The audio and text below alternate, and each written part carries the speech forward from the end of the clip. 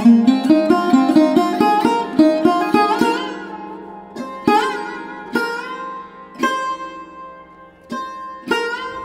গ্রামে একটি ছোট্ট কুটিরে বসবাস করত এক কাঠুরে রবি। রবি ছিল ভারী সৎ, কিন্তু তার দুঃখের শেষ ছিল না।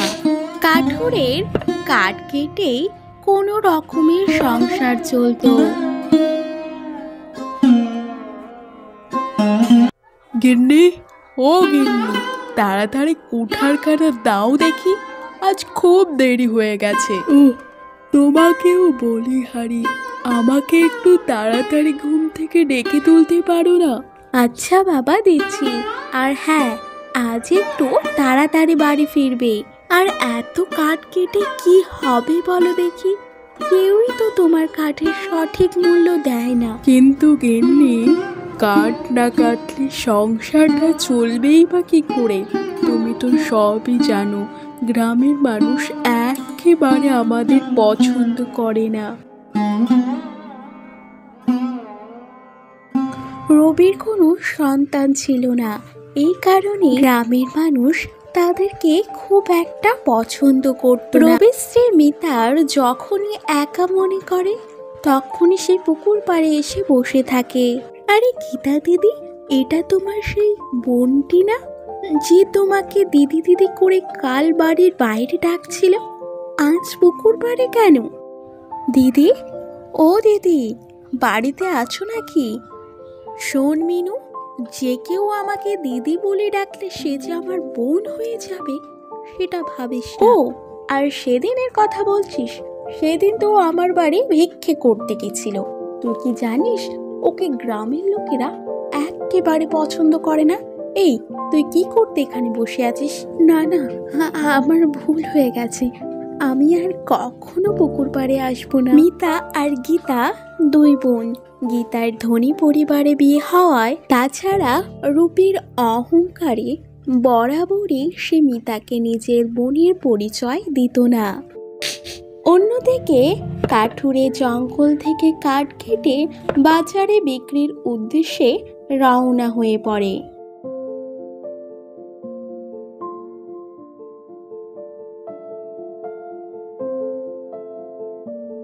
আরে রবি, কোথায় চললি?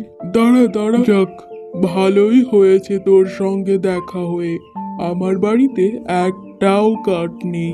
এই কাঠগুলো আমাকে দে দেখি। হ্যাঁ হ্যাঁ মোড়ল মশাই, কেন নয়, আপনি আমার কাঠ নেবেন, এ তো আমার সৌভাগ্য। মোড়ল মশাই, আপনি যদি আমাকে এই কাঠের সঠিক মূল্য দেন তাহলে খুব উপকার হতো। মোড়ল কি? তোর এত বড় সাহস, তুই কিনা গ্রামের মোড়লের কাছ থেকে টাকা চাস? তুই জানিস তোকে আমার গ্রাম ছাড়া করতে এক মুহূর্তও সময় লাগবে না। যা, দূর হয়ে যা আমার চোখের সামনে। তাছাড়াও গ্রামের লোকেরা তাদেরকে একেবারে পছন্দ করত না। উফ, এই মেয়েটির জন্য দেখছি পথে ঘাটে আর বেরোনো যাবে না। এই মেয়ে, এই তোকে না কত যা বলেছিস, ওর কি কান রয়েছে নাকি যে ও আমাদের কথা শুনবে? শুনতে পেলে আর এমকো হতো না। কিন্তু জেঠিমা, কি হয়েছে? আমি তো কিছু করিনি। তবে রে, আমার আজকের পুরো দিনটাই খারাপ করে বলে কিনা আমি তো কিছু করি। এক্ষুনি আমার চোখের সামনে থেকে যাবি, নাকি আমি মোড়ল মশাইয়ের কানে তুলবো তোর কথা? প্রতিবেশীদের কাছে কারণে অকারণে রোজই মিতা হয়। প্রতিবেশীদের কথায় মিতা প্রচন্ড ভেঙে পড়ে। গিন্নি, তোমার কি হয়েছে? তোমার মুখটা এমন শুকনো শুকনো দেখাচ্ছে কেন? কই না তো, ওসব ছাড়ো দেখি এখন। কিন্তু তুমি আমাকে একটা কথা বলো দেখি। তোমাকে না আমি বারবার করে বলে দিয়েছিলাম কিছু সবজি বাজার নিয়ে আসবে, কিন্তু তোমার হাত খালি কেন? তুমি কি তাহলে আজ কাঠ কাটোনি? আসলে কাঠ কাটিনি তা নয়, মোড়ল মশাই আমার কাছ থেকে সব কাঠ বিনামূল্যে নিয়ে নেয়, গ্রাম থেকে তাড়িয়ে দেওয়ার হুমকি দিয়ে। আমাদের কপালটাই খারাপ। কিন্তু দেখো, এইভাবে ভেঙে পড়লে কিভাবে চলবে বলো দেখি? হ্যাঁ, আমি মানছি তোমার সঙ্গে যেটা হয়েছে সেটা একদমই ঠিক হয়নি। তাছাড়া দুঃখ কষ্ট কি সবসময় থাকে? এখন তুমি যাও দেখি স্নান করে আসো, আমি দুটো ডালে চালে খিচুড়ি বসাই। সকালে দিদির কাছ থেকে চেয়ে এনেছিলাম, তুমি যাও দেখি এখন। যাক বাবা, রান্না হয়ে গেছে, এখন বাকি কাজগুলো তাড়াতাড়ি সেরে ফেলি। গীতা, তুই ঠিকই বলেছিস, তোদের বাগানটাও বেশ বড়। শুধু বাগান কেন, বড় বাড়ি, বড় গাড়ি, আরো কত কিছু তুমি তো এখনো দেখোই। মা গো, আমি দুদিন ধরে কিছু খাইনি, আমাকে দুটো ভিক্ষে দে না মা।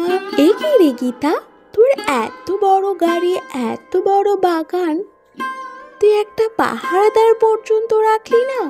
যখন তখন ভিখিরিরা তোর বাগানে পর্যন্ত চলে আসে। না না গীতা, এটা আমি তোর কাছ থেকে আশা করিনি। এত উত্তেজিত হয় না মা, আমাকে দুটো খেতে দিলেই আমি চলে যাব।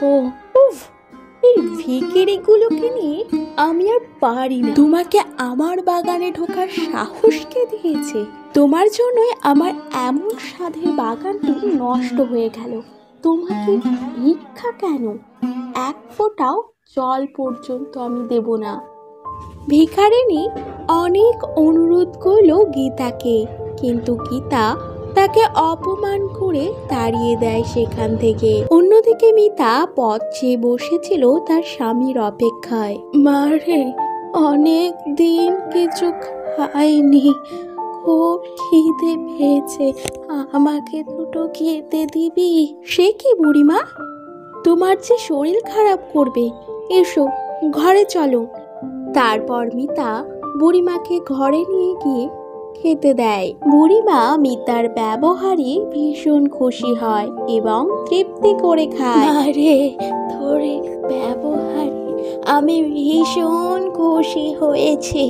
মানে এই থালাটি নে, এই থালাটি তো সব সমস্যার সমাধান করে দেবে। এই বলেই বুড়ি সেখান থেকে চলে যায়।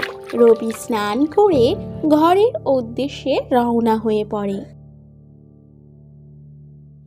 কই গো গিন্নি, অনেক সময় ধরেই তো বসে আছি, খেতে দাও নাকি?